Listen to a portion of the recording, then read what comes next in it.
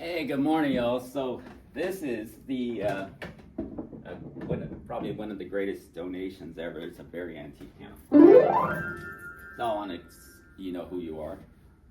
I want to express gratitude and thank you so much for donating this sweet piano into the Burlingame Rec Center. Oops, we'll fix this one.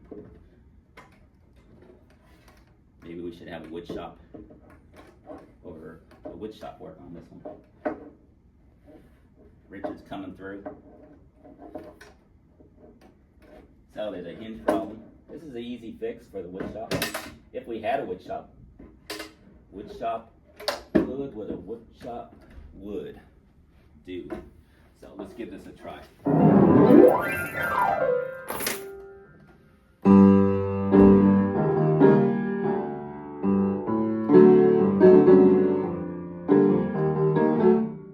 It's a little bit off.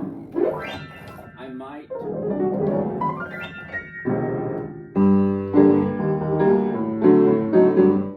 So the stroke is a little tight, which makes it a very advanced piano. If you're really old and you can't really get a good stroke, it's a very tight stroke, the throat.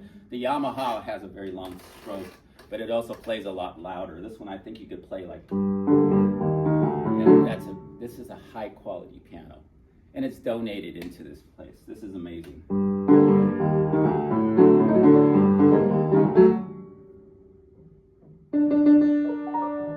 This key's a little bit tight. I can't get much into that.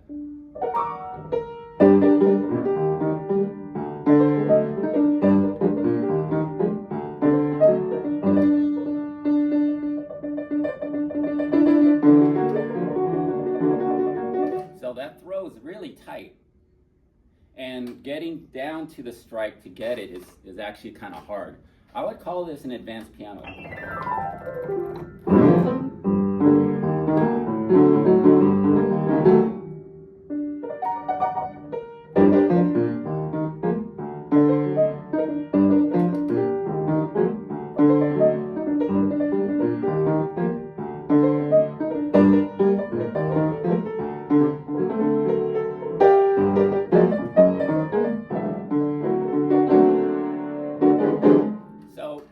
Let's move over to the Yamaha and let's see how that plays in retrospect. Let me do a test on the video.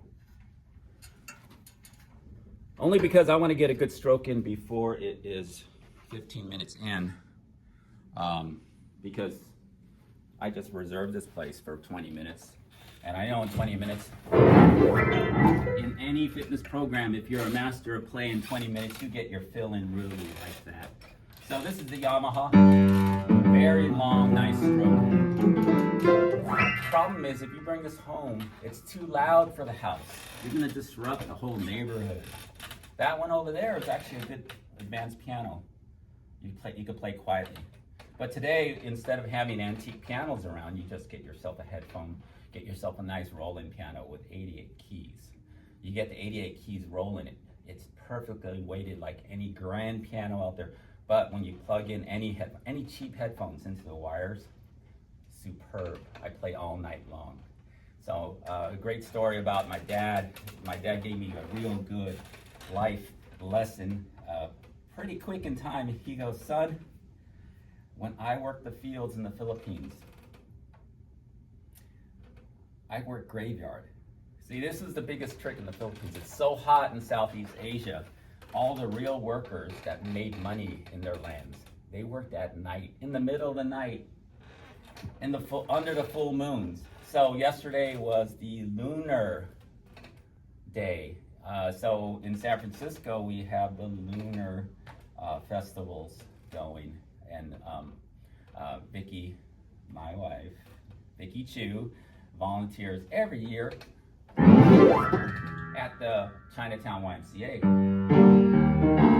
crab feed on the lunar. It follows the actual lunar, not a calendar. It actually follows the moon.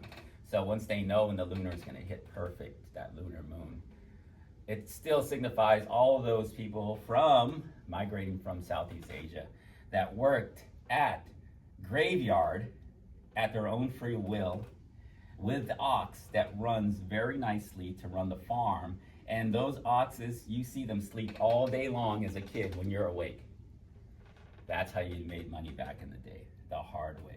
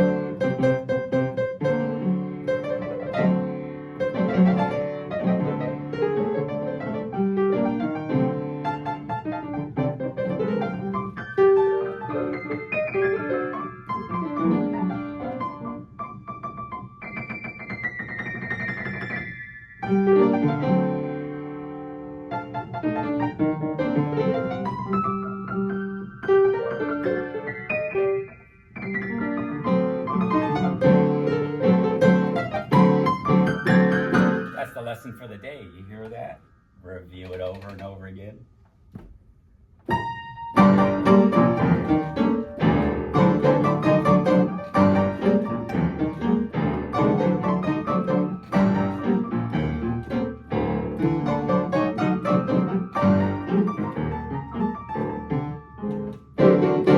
Yeah.